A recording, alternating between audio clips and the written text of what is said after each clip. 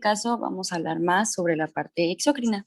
Y bueno, como recordamiento anatómico, tenemos que decir que el páncreas va a estar conformado por una cabeza que va a tener forma de C y va a estar del lado izquierdo del duodeno. Va a tener también un cuello, un cuerpo y una cola que va a llegar hasta el vaso. Además, se va a encontrar en el retroperitoneo, va a tener una longitud aproximadamente de 20 centímetros y va a pesar aproximadamente 100 gramos y se va a encontrar entre las vértebras L2 y L3. Y bueno, la siguiente, por favor.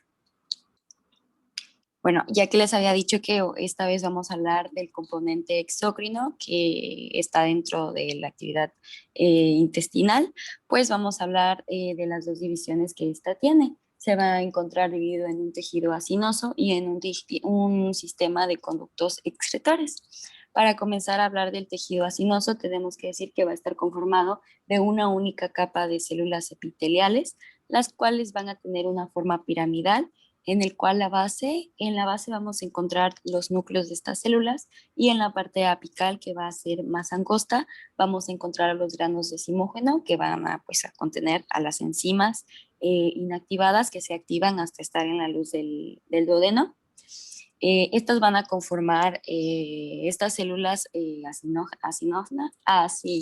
los acinos, perdón, van a tener una conformación que van a formar como circulitos, por así decirlo, y que en el centro vamos a tener la luz de los acinos y que además a partir de estos centros va a partir el sistema de conductos excretores que vamos a ver ahorita, vamos a ver cómo se van a ir formando estos. Dale la siguiente. Y bueno, ahora vamos a hablar del sistema de conductos excretores. Como ya les había dicho, tenemos a las células acinosas, las cuales van a contener a los gránulos con zimógeno, que van a contener pues a todas estas enzimas que van a tener una función digestiva. Y a partir del centro de estos acinos van a partir los conductos excretores, que el primero va a ser el conducto intercalar, que va a estar formado por las células centroacinosas, que van a tener una conformación de tipo escamosa o de tipo de epitelio simple cúbico o cilindro bajo. Entonces, a partir de las células centroacinosas que van a estar en el centro de la luz de los acinos, van a partir los conductos intercalares. Y después los conductos intercalares se van a unir y van a formar a los conductos interlobulares, los cuales van a estar conformados por epitelio simple cilíndrico. Además, estos conductos interlobulares se van a unir y van a formar como tal el conducto pancreático principal y también el conducto pancreático accesorio, el cual también va a estar conformado por un epitelio simple cilíndrico. Estos conductos interlobulares van a llegar perpendicularmente hacia el conducto pancreático y pues van a formar la totalidad de que a su vez va a drenar hacia el duodeno. Como podemos ver en la imagen, ¿la puedes dar a la anterior, por favor? Tenemos lo que ya les había mencionado, las células introacinosas que van a tener una conformación más aplanada. Tenemos ahí en la imagen los acinos, que como ven son como pequeñas bolitas que van a tener a su alrededor las células acinosas y a su vez en el centro las células centroacinosas, y ahí vamos a tener la luz y a partir de ella va a salir pues el sistema de conductos colectores. Igual ahí nos muestra el islote de Langerhans, que se va a encargar de la producción de insulina y glucagón, pero pues no vamos a hablar de este ahorita. La siguiente. Igual ahí tenemos una representación, igual tenemos una imagen con un microscopio, vemos a las células centroacinosas, vemos a las células exócrinas que van a tener forma piramidal y las células centroacinosas, no sé si lo alcanzan a ver, son más aplanadas y pues tenemos igual la luz de los acinos. La siguiente. Igual aquí tenemos las células acinosas, las células centroacinosas que son más aplanadas, las cuales van a conformar al conducto intercalar. Y del conducto intercalar, la unión de estos, pues va a formar los conductos interlobulares, que a su vez van a llegar al conducto pancreático principal y al conducto pancreático accesorio. La siguiente, por favor. Igual aquí son imágenes, son cortes histológicos. tenemos en este caso los acinos, igual tenemos el conducto excretor interlobulillar, igual nos muestra los islotes de Langerhans, los cuales van a conformar el 1% del total de la glándula, lo demás va a estar conformado por toda la parte exocrina del páncreas, el cual se va a encargar de la excreción de las enzimas digestivas. Y pues igual ahí tenemos igual, sí, a la siguiente. Igual otro corte histológico donde vemos los acinos exócrinos, vemos los conductos interlobulillares y cómo llegan al conducto colector principal y alcanzamos a ver el islote de Langerhans. La siguiente.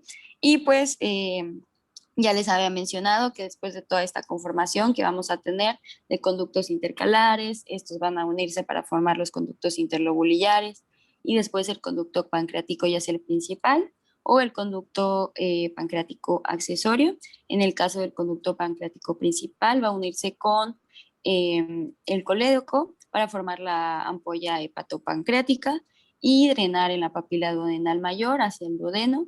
Y pues cuando encontramos un conducto pancreático accesorio, este drena en la papila duodenal menor y llega también hacia el duodeno y pues de esta manera es la conformación de todo el sistema exócrino del páncreas, cómo se produce en el páncreas y cómo llega hacia el duodeno y más adelante mi compañera pues les va a explicar toda la excreción como tal. A mí me tocó la parte histológica. La siguiente. Y eso sería todo de mi parte. Gracias, Jessica. Buenos días, Fati, ¿puedes darle? Pues iniciando con las secreciones pancreáticas exócrinas, pues encontramos el jugo pancreático, que es este es un líquido incoloro, acuoso, alcalino, y suele tener una densidad de 1.007 a 1.035.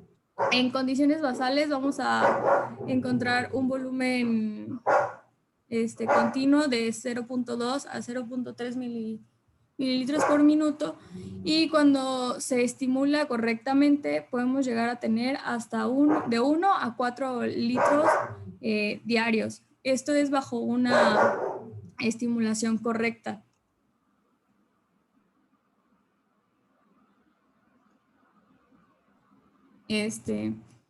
Bueno, en el jugo pancreático pues encontramos principalmente dos diferentes tipos de secreciones, que son las secreciones enzimáticas y las secreciones hidroelectrolíticas.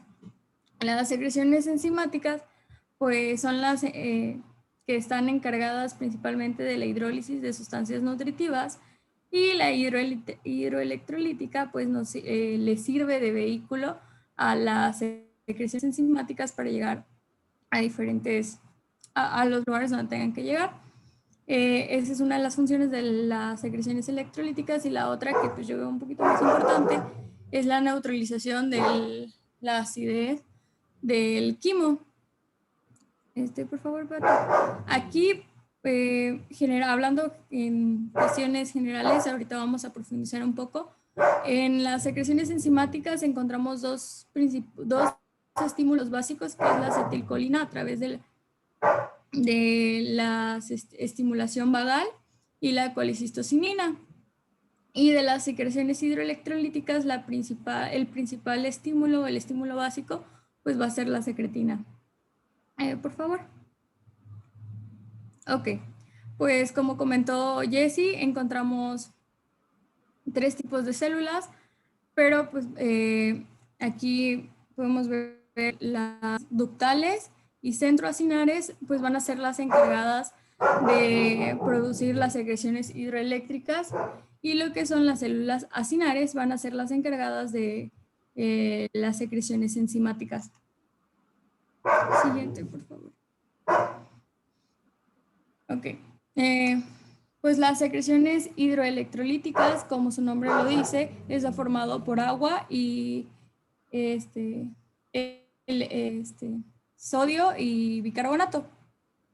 Pero pues la formación de lo que es principalmente el bicarbonato está controlado por la presencia de secretina, que como vimos en su competencia pasada, la secretina pues se activa cuando hay una distensión gástrica y la presencia como tal del quimo. Ok, entonces la presencia del quimo y la distensión como tal va a favorecer la producción de secretina.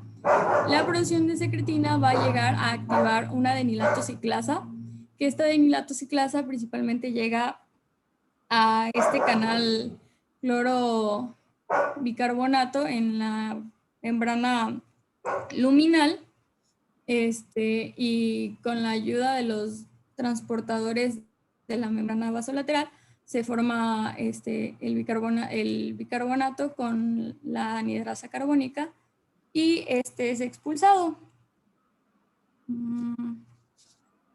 La siguiente. Ok. Como había mencionado, las secreciones enzimáticas pues son principalmente dadas por las células acinares y este tipo de secreciones pues se sintetizan en el retículo endoplasmático rugoso. Posteriormente se van a sufrir ciertas modificaciones posttraduccionales y como en términos ya generales se van a empaquetar en el aparato de Golgi, formando lo que son los gránulos decimógenos. Ya los gránulos decimógenos son liberados a través de exocitosis y vamos a encontrar lo que son proenzimas o enzimas inactivadas. En el páncreas se secretan como proenzimas como un efecto autoprotector, porque si estas propias enzimas se secretaran ya activadas, ocurriría una destrucción del mismo páncreas. Entonces podríamos concluir que las secreciones enzimáticas del páncreas son principalmente proenzimas y el péptido inhibidor de tripsina. Que este péptido inhibidor de tripsina lo que hace es en lo que es en el páncreas, mantiene el pepsinógeno inactivado, lo mantiene inactivado hasta que llega al duodeno y con la ayuda de una enterosinasa, se va a convertir el pepsinógeno en tripsina para activarla y esta tripsina, si no me equivoco, había un libro, el Harper, que lo mencionaba que la tripsina era el activador del resto de las proenzimas. Sí. Una vez que se activaba la tripsina, el resto de las proenzimas se activaban. Siguiente.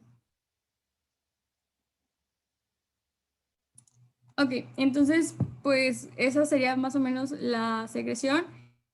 Y encontramos 4 diferentes tipos de enzimas: las proteolíticas, lipolíticas, glucolíticas y las nucleolíticas. Que en las proteolíticas encontramos 2 diferentes, que son las endopeptidasas y exopeptidasas. La más importante de las endopeptidasas pues sería la tripsina, que como les dije, aparte de la activación del resto de las enzimas, las endopeptidasas, como su nombre lo dice, cortan los enlaces del centro, y las exopeptidasas como tal favorecen la producción de aminoácidos de los extremos. Entonces, la tripsina escinde los enlaces de aminoácidos básicos como son la lisina y la arginina. La quimiotripsina escinde lo que son enlaces donde se encuentran aminoácidos aromáticos, que sería el triptófano y fenilalanina, entre otros.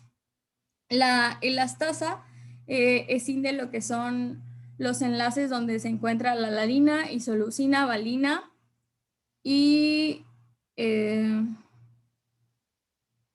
me olvidó el otro.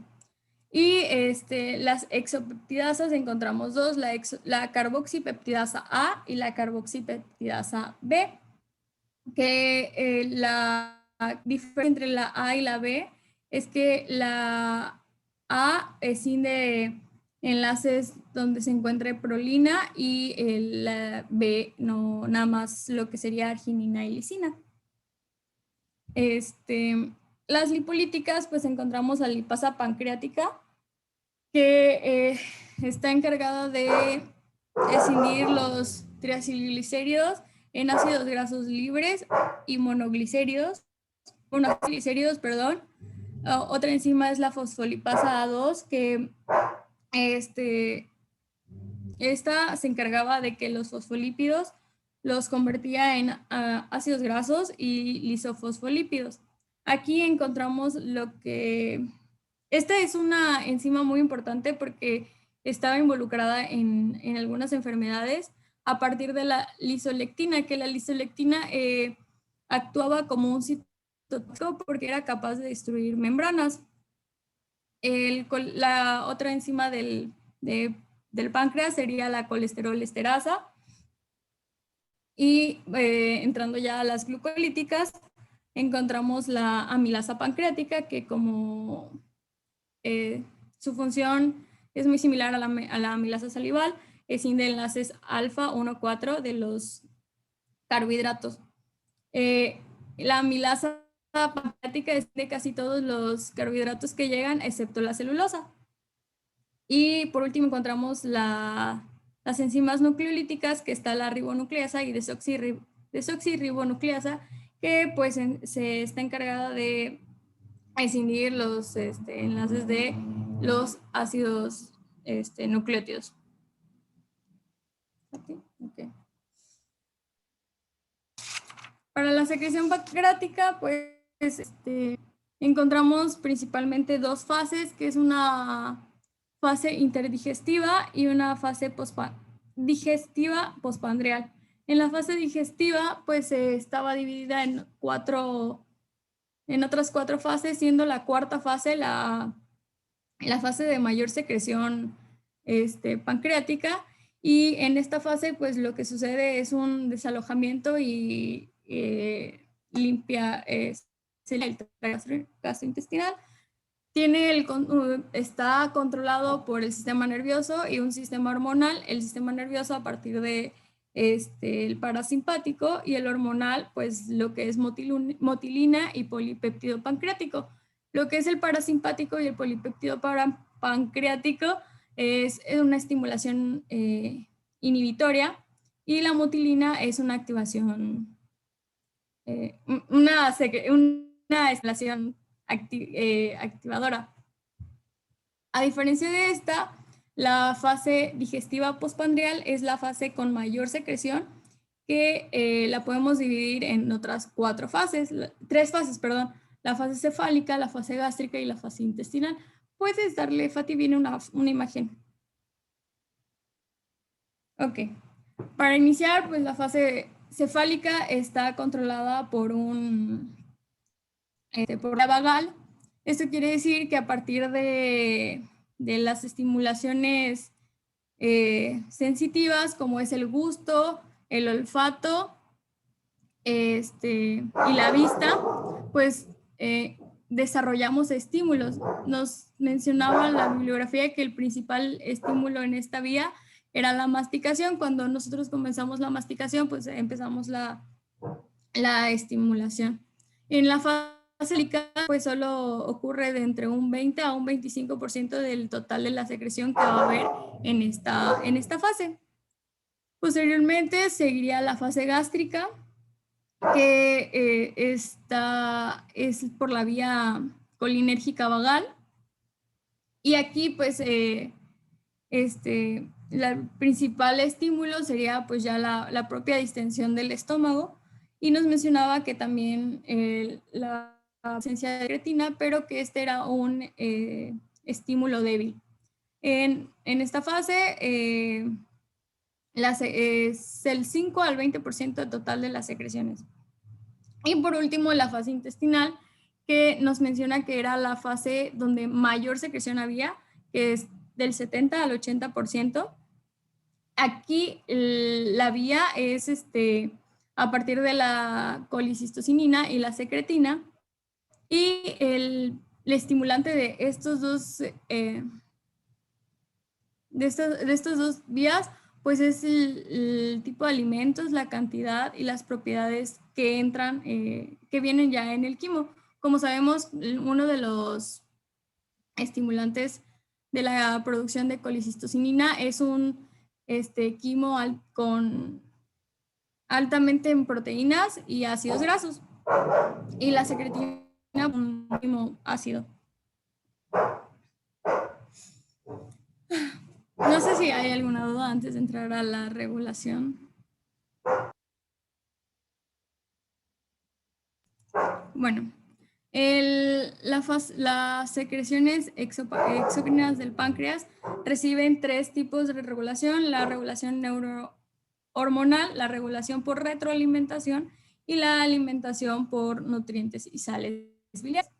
En cuanto a la regulación neurohormonal, las más importantes sería la CCK, perdón, que como hablamos al principio, favorece la secreción enzimática, y la secretina, que favorece la secreción hidroelectrolítica. En cuanto al primer recuadro, tenemos la producción de CCK y de secretina, que como les había dicho, para que se produzca la CCK necesitamos un quimo con elevados aminoácidos, péptidos o ácidos grasos. Esta va a estimular las células y pues secretar CCK. A diferencia de la secretina, pues ya habíamos visto al principio cómo se producía y qué llegaba a hacer para la producción de bicarbonato y la neutralización del ácido, del jugo pancreático. Dentro de las otras estimulaciones, o sea, estas son como las más importantes, pero también recibimos estimulación por parte de la insulina, el glucagón, la somatostatina, el polímero pancreático, que estas son enzimas que favorecen las secreciones por parte del sistema nervioso parasimpático, que lo volvemos a ver más adelante. Activa a las secreciones a partir de una vía vagal colinérgica, y nos mencionaba que la acetilcolina era el principal neurotransmisor. El polipéptido vasoactivo gastrointestinal también favorece las secreciones principalmente hidroelectrolíticas, y el polipéptido liberador de gastrina favorece las secreciones enzimáticas. En cuanto a una inhibición, pues las principales vías neurohormonales es el sistema nervioso simpático y el neuropéptido Y, que inhibía a partir de una acción vasoconstrictora. Por favor, Fati. Ok, ya entraríamos a lo que es la regulación por retroalimentación, y en otros pues es por los nutrimentos y las sales biliares. En cuanto a la retroalimentación, los encargados, o sea, los que tienen doble papel, pues es la tripsina y la estimulación vagal colinérgica. La tripsina, como les había dicho, en el duodeno se encontraba inactivada, pero cuando hay un exceso y ya hizo su función extraduodenal, que su función extraduodenal sería favorecer las secreciones, el excedente pues retorna, y el retorno de la tripsina pues es lo que provocaría una inhibición. La estimulación vagal colinérgica en lo que son los acinos pancreáticos, como pues hemos estado mencionando, favorecen la secreción, pero si la estimulación vagal colinérgica llega a los islotes de Langerhans, se produciría la inhibición. Los nutrientes que inhiben las secreciones pues serían los aminoácidos y la glucosa, que este mecanismo está mediado, o sea, está controlado. Su contraparte sería la producción de glucagón y somatostatina. Y por último, las sales biliares también inhiben las secreciones pancreáticas. Y eso sería todo por mi parte. Pues muy interesante, María Elena. La verdad es que esta parte que pareciera trivial, Es fundamental que lo conozcan, sobre todo porque cuando hablemos de pancreatitis, vamos a hablar que es un proceso inflamatorio del páncreas, ya sea agudo o crónico, y que dentro de la fisiopatología de la pancreatitis está justamente la activación de todas estas enzimas pancreáticas dentro del parénquima del órgano. Entonces, conocer que este mecanismo de secreción exócrina del páncreas está regulado por un sistema hormonal y neurohormonal, perdón, y que está básicamente conteniendo esas enzimas pancreáticas activadas dentro de los acinos, ¿no? Entonces hay factores de protección para esta inactivación de las enzimas que permiten el funcionamiento normal del páncreas. Entonces, primero se acumulan en gránulos acimógenos dentro de las células acinares. Hay un inhibidor de la activación de la tripsina que es lo que impide que esta cascada se desencadene. Entonces tenemos el factor protector de que están empaquetados en gránulos de acimógeno, un inhibidor de la tripsina y estímulos que permiten esa secreción hacia la luz duodenal, ¿no?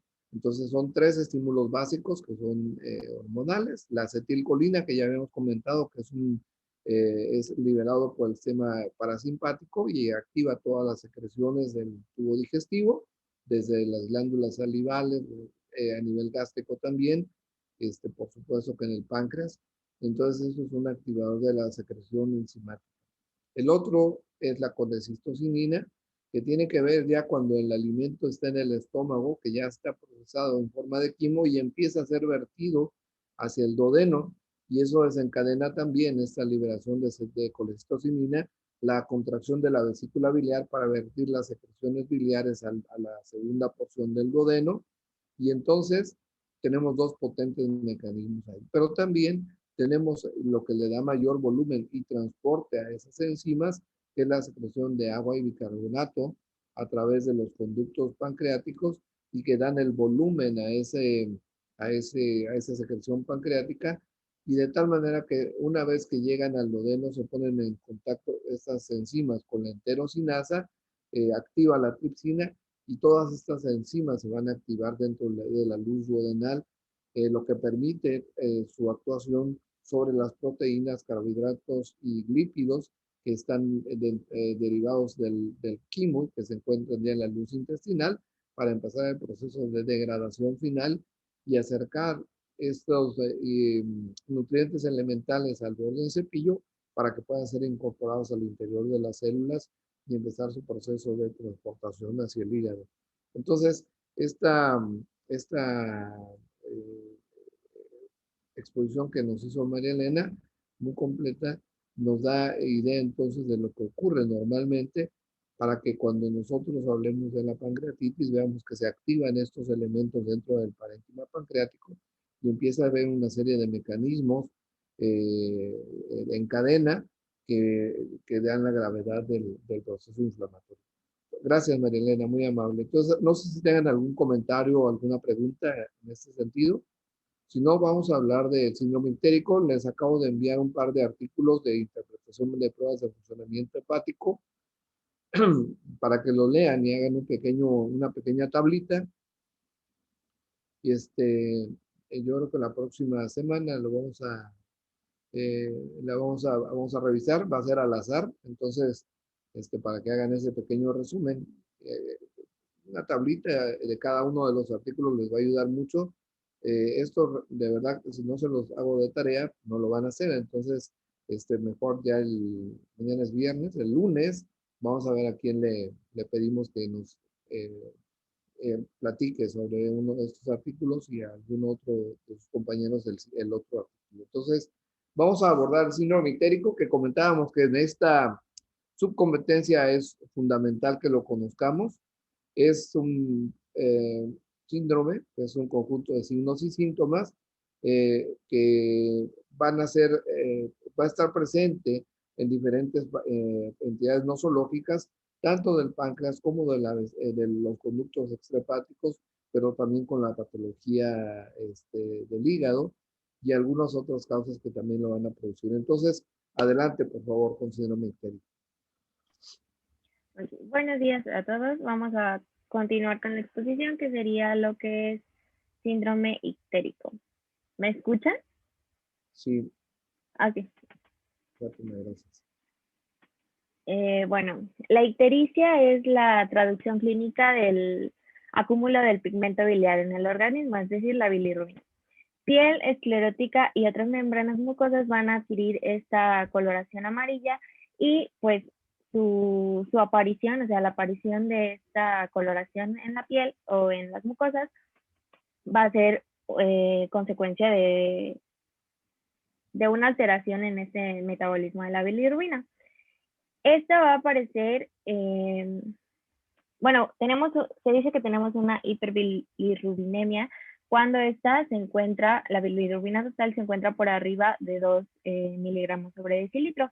El principal lugar o el principal sitio que va a ser la manifestación de esta va a ser la esclerótica, y la bibliografía mencionaba que la coloración amarilla de la esclerótica va a aparecer, o sea, aparece aproximadamente cuando la bilirrubina total está en 3 miligramos de decilitro. De 3 miligramos hacia arriba de bilirrubina total, ya se puede ver en las escleróticas, ya se puede apreciar en las escleróticas, ¿no? Exacto. Esto por su alto contenido de elastina y pues la aferencia de la bilirrubina hacia esta elastina. Y bueno, creo que es importante que recordemos el metabolismo de la bilirrubina, que como sabemos este es el producto de degradación de la hemoglobina. Entonces, la hemoglobina pues se divide en su grupo hemo y su globina. El grupo hemo a través de diferentes enzimas pues se va a transformar en biliverdina y esta después en bilirrubina. Esta es una bilirrubina no conjugada y es liposoluble, por lo tanto esta se va a unir a la albúmina y va a llegar al hígado. En el hígado acá vamos a encontrar a la enzima que creo que sí es importante mencionar, que es la UDP glucuroniltransferasa. Aquí pues se conjuga con el ácido glucurónico y tenemos como resultado la bilirrubina conjugada o directa. Esta, a comparación de la indirecta o no conjugada, que es liposoluble, esta es hidrosoluble. Entonces, esta, pues, al salir del hígado sigue toda la vía biliar y la vamos a tener en las heces como estercobilinógeno y en la orina, pues, que es como urobilinógeno. Entonces, según este mecanismo, pues vamos a tener 4 factores fisiopatológicos que van a determinar esta hiperbilirrubinemia. Y tenemos 4 principales grupos. Sería por un aumento en la producción del pigmento. Esto quiere decir que, bueno, la principal razón sería una hemólisis. Al haber más eritrocitos que se destruyen, pues vamos a tener un aumento en la bilirrubina. Una disminución en la captación hepática, una alteración en la conjugación, por lo general una disminución en la conjugación por deficiencia de la UDP glucuroniltransferasa y una reducción en la expresión de la bilirrubina conjugada. Estos son los 4 mecanismos que podemos encontrar en la fisiopatología. Serían los 4 puntos críticos, ¿no? O sea, uno es un exceso en la producción, luego de que se produce la bilirrubina indirecta, se transporta a través de la albúmina hasta el hígado, y en el hígado, al llegar a los hepatocitos, puede ser que no se capte suficiente o no se capte la bilirrubina, entonces tenemos un incremento de la bilirrubina indirecta que no puede ser incorporada al interior de los hepatocitos, y ahí la bilirrubina no conjugada es la que se predomina. Luego hay otras patologías que sí captan la bilirrubina al hígado, lo interiorizan, perdón, pero no son capaces de conjugar y transformar esta bilirrubina indirecta en bilirrubina conjugada, que vamos a ver que hay varias patologías. Y otro mecanismo es, bueno, se captó, se introdujo al hepatocito, se conjugó, pero no puede excretarse, ya sea a nivel hepático o a nivel intestinal, es decir, no llega la bilirrubina al duodeno, y eso nos habla de un proceso obstructivo de la secreción de la bilis conjugada al duodeno. Entonces son 4 momentos críticos que tienen que tener ustedes muy claros cuando hablemos de la interpretación de las bilirrubinas directa, indirecta, la total, y otras enzimas que vamos a ver que se pueden asociar a una u a otra para favorecer y poder identificar presuntivamente cuál sería la causa probable de esa ictericia. Adelante, por favor, Fátima. Exacto, como lo mencionaba el doctor, pues entonces tendremos que los primeros 3 mecanismos, es decir, el aumento de la producción del pigmento, la disminución en la captación o la alteración en la conjugación, no darían como resultado un aumento en la bilirrubina indirecta. ¿Por qué? Porque esta pues es antes del proceso que ya había mencionado, que era al llegar al hígado y que se conjugaba. Mientras que el cuarto mecanismo, que sería la reducción de la excreción, pues va a ser a expensas de un aumento de la bilirrubina conjugada, porque pues ya tuvo el proceso de conjugación y todo. El problema pues es una obstrucción. Entonces vamos a ir viendo las posibles causas dependiendo del mecanismo. Por ejemplo, el aumento en la producción del pigmento va a estar dado principalmente por un aumento en la destrucción de los eritrocitos, es decir, una hemólisis.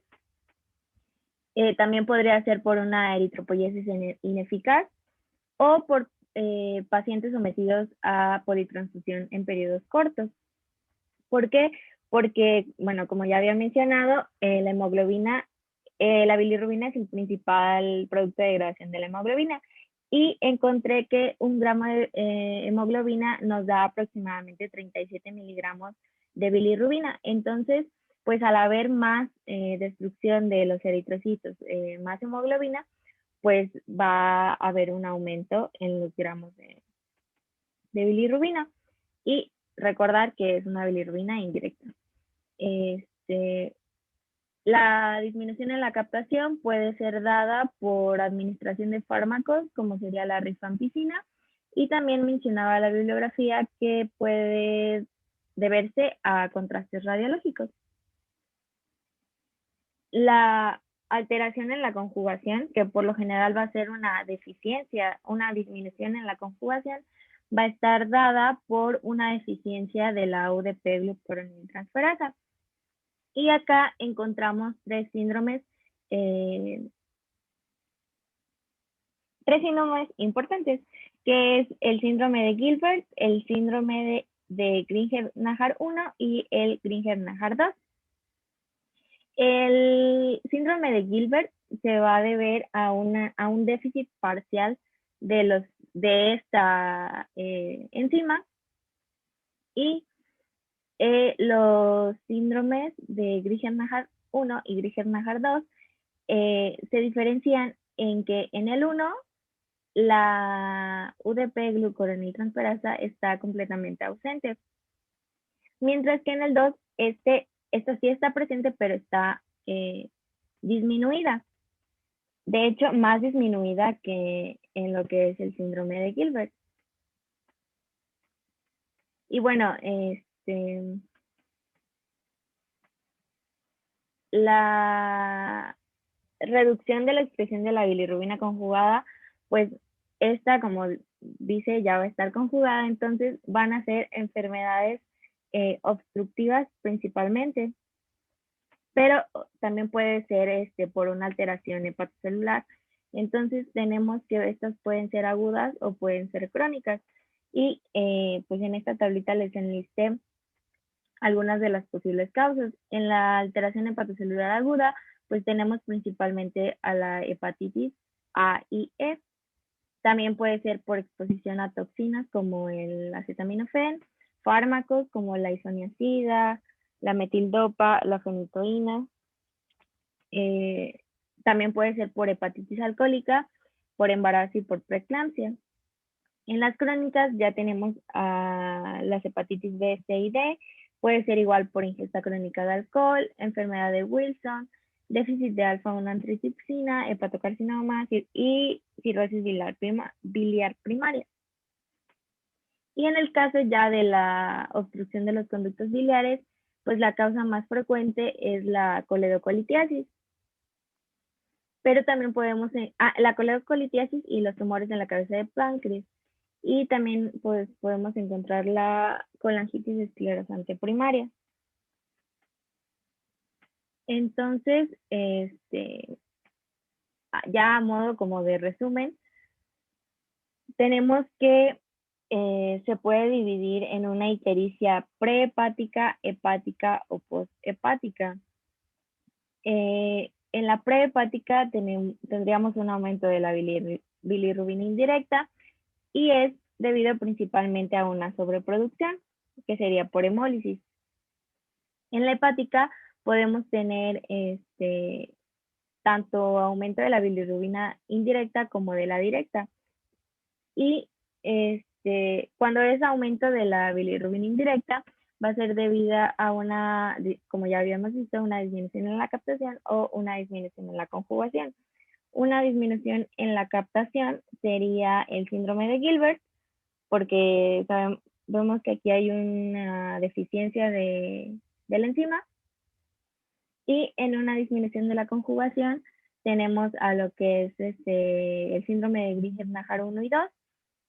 Y podemos encontrar igual la ictericia del recién nacido. Y cuando es un aumento de la bilirrubina directa, esta pues puede ser, también encontramos otros dos síndromes que son debidos bueno, que están expensos de una bilirrubina directa, que es el Dubin-Johnson y el rotor. También puede ser por una obstrucción de la vía biliar intrahepática, como sería una cirrosis, y por necrosis hepatocelular, que principalmente serían las hepatitis. Y en las poshepáticas, pues va a estar a expensas de una bilirrubina directa. Y las principales enfermedades que nos causan esto, pues serían los cálculos biliares o un cáncer de la cabeza del páncreas.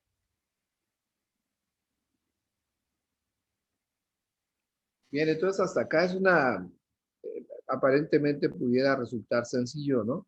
Bueno, puede ser que sea más o menos básico. Entonces, estos 4 momentos en de la bilirrubina es importantísimo que lo asimilemos, que lo analicemos, ¿no? Que lo entendamos bien, porque a partir de acá vamos a empezar a ver ya las patologías propias de esta subcompetencia. Entonces tenemos que tener muy claro este concepto, este conocimiento bien cimentado, entender bien lo que es el aumento en la producción, disminución en la captación, conjugación, excreción dentro del hepatocito o por supuesto la excreción final hacia el tubo digestivo, hacia el duodeno de la bilis conjugada. Entonces, esta tabla nos presenta Fátima, sintetiza muy bien esos 4 momentos y ejemplifica las patologías probables que pudiéramos encontrar en cada una de estas alteraciones del metabolismo de la bilirrubina. Entonces yo les invito a que lo lean muy bien, retroalimentemos este cuadro con la tablita de los 4 momentos que nos había puesto en diapositivas anteriores Fátima.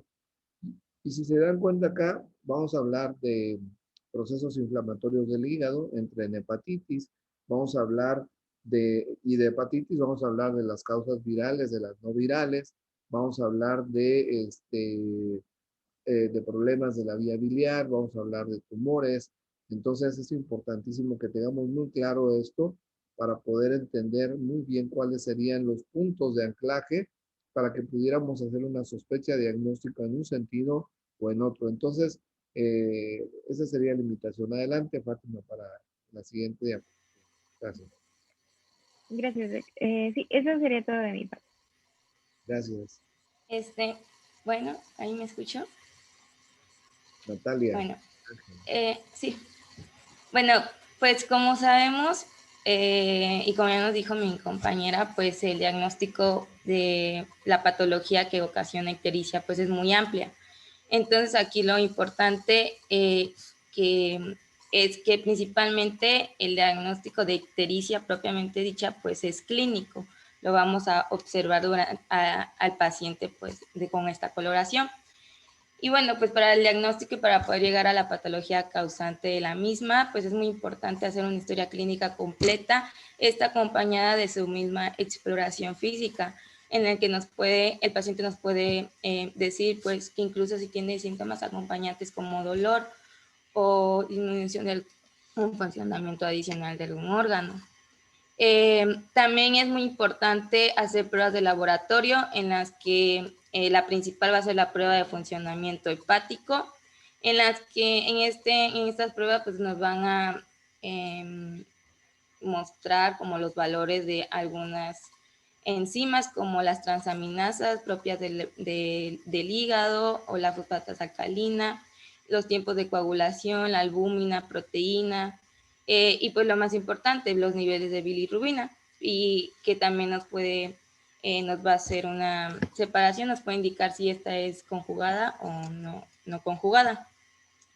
Y entre los exámenes imagenológicos también podemos pedir pruebas no invasivas como las que son más usadas actualmente, como es el ultrasonido y la tomografía computarizada. La siguiente, por favor. Bueno, entre los estudios, eso es un poco más general. Y ahora un poco más específico podemos tener que entre los estudios de laboratorio tenemos estudios hematológicos. En estos estudios hematológicos es muy importante pedir lo que es la hemoglobina, retis, aptoglobinas, deshidrogenasas lácticas y frotis periférico. Esto debido a que pues, una de las causas principales de ictericia pues es una hemólisis, una anemia hemolítica. Entonces todos estos estudios hematológicos nos van a ayudar a complementar nuestro posible hallazgo. Entre los estudios bioquímicos, aquí encontramos propiamente la bilirrubina, que como ya les había dicho, pues nos va a ayudar a saber la cantidad exacta en que está incrementada. Esto debido a que en algunas patologías es un poquito, se pueden observar niveles muy amplios, como incluso en cálculos, la bibliografía había dicho que se pueden encontrar cantidades elevadas hasta más de 10, y en las hemólisis pues se pueden encontrar como de 4 a 10, entonces es muy importante también saber los niveles de bilirrubina y pues también para diferenciar si esta es conjugada o no conjugada. También encontramos que en los estudios bioquímicos es importante pedir la albúmina y las transaminasas, porque pues estas pueden estar elevadas en un proceso como las hepatitis. La albúmina puede estar disminuida, por ejemplo, en un proceso de cirrosis, y pues la fosfatasa alcalina también se puede encontrar elevada. Y entre los estudios especiales, pues aquí pues vamos a estos estudios especiales nos van a ayudar más como a ser más específicos y nosotros ya pensamos en una patología. Aquí, por ejemplo, podemos pedir serologías para hepatitis A, B o C o D, inmunoglobulinas si pensamos en un proceso inmunitario, ferritina y transferrinas si, por ejemplo, pensamos en una hemocromatosis, niveles de cobre si pensamos en un síndrome de Wilson, o alfa-fetoproteína, o estos son como más marcadores tumorales. Ya pensamos, por ejemplo, en un proceso cancerígeno, que es la alfa-fetoproteína, y el CA19.9, que 19.9, que es este es indicador de metástasis al hígado. Dale al siguiente, por favor. Bueno, y entre los estudios de imagen que nos pueden ayudar a orientarnos a una patología específica que nos cause ictericia, tenemos que las más importantes y que las que son más usadas hoy en día, tenemos como primera opción la ecografía abdominal. Las bibliografías dicen que es la más utilizada y nos va a ayudar a poder observar si hay presencia de tumores, abscesos, quistes e incluso obstrucciones. Esta es, por ser más accesible y más fácil de utilizar, pues es la que más se cuenta hoy en día. Esta no es invasiva y, bueno, como ya les había dicho, pues es más accesible en el medio hospitalario. También tenemos la tomografía axial computarizada. Esta es un poco más fácil de observar imaginológicamente y nos proporciona pues imágenes con mayor resolución. En esta podemos encontrar pues si hay dilataciones y obstrucciones con mayor claridad. También si hay un proceso como cálculos, tumores, accesos o quistes. Esta también es no invasiva, pero la desventaja es que es un poquito menos accesible para el paciente por el costo y incluso pues tiene radiación. Pero estas dos, la ecografía y la tomografía, son las pruebas más utilizadas. Pero también nos podemos ayudar, si ya pensamos como en patologías más específicas, podemos, por ejemplo, utilizar una resonancia magnética con pancreatografía, perdón. Y esta es muy importante porque pues esta nos da una imagen todavía un poquito más de resolución para encontrar cálculos, dilataciones de la vía hepatopancreática. El problema de esto es que pues tiene un mayor costo y no es muy accesible para el paciente, para el costo del paciente, y pues no está disponible en todos los servicios. También se puede, esta también es no invasiva, y entre las que son ya más invasivas, pues tenemos la colangiografía percutánea transhepática. Esta es, como les dije, es invasiva y esta nos ayuda a observar obstrucciones, incluso ayuda también como para hacer dilataciones de estenosis como medio de tratamiento. La de las ventajas es que no se realiza en presencia de ascitis y puede incluir complicaciones como el sangrado, debido a que esta ya es invasiva. Y pues la biopsia hepática, que este es el estudio pues definitivo para determinar la causa y severidad de las enfermedades hepáticas, y este lo vamos a utilizar pues si pensamos en, por ejemplo, en cáncer o queremos saber pues bien que histológicamente cuál es la causa de nuestra ictericia. Pero pues estas son invasivas y nos van a ser como nuestras opciones cuando ya tenemos unos posibles diagnósticos presuntivos. La siguiente, por favor. Bueno, y una vez conociendo qué pruebas de laboratorio podemos pedir o qué pruebas de imagen nos van a ayudar a conocer nuestra causa principal de nuestro síndrome ictérico, tenemos, por ejemplo, que si en nuestros estudios encontramos hiperbilirrubinemia y el resto de los exámenes salen normales, puede ser incluso un trastorno del metabolismo de la bilirrubina o una anemia hemolítica. También podemos encontrar el síndrome de Gilbert, como os habían dicho antes, en el que es útil pues realizar una prueba de ayuno. Esta prueba de ayuno consiste en bajar la ingesta calórica del paciente a 300 kilocalorías por día y que va a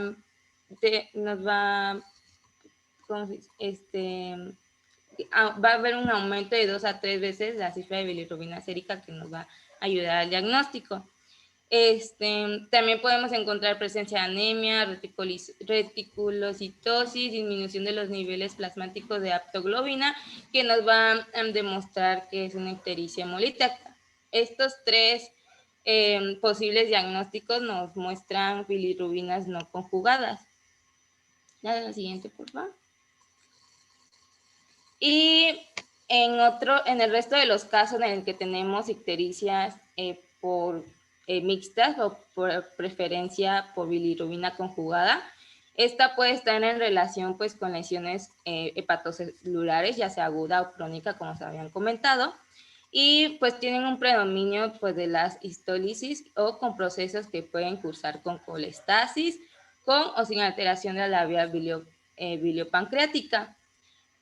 Lo más común es que hayan procesos de citólisis sin alteración de la vía, ya sea intra o extrahepática, y se debe sospecharse la lesión de un hepatocito, ya sea de origen viral, tóxica o isquémica. Para estos posibles diagnósticos, pues es muy importante pedir pruebas serológicas específicas, por ejemplo, como de las hepatitis virales o antecedentes de una ingesta de hepatotoxinas. También podemos pedir niveles... Bueno, se congeló la imagen, perdón. ¿Me escuchan ahí? Sí. Sí, doctor. Gracias. Se congeló, ¿verdad, Natalia? Sí, doctor. Bien, no sé cuántas diapositivas le faltan todavía. Creo que serán un par de diapositivas más o menos. Bueno. Pero a manera de resumen, porque ya, bueno, ya son las 8.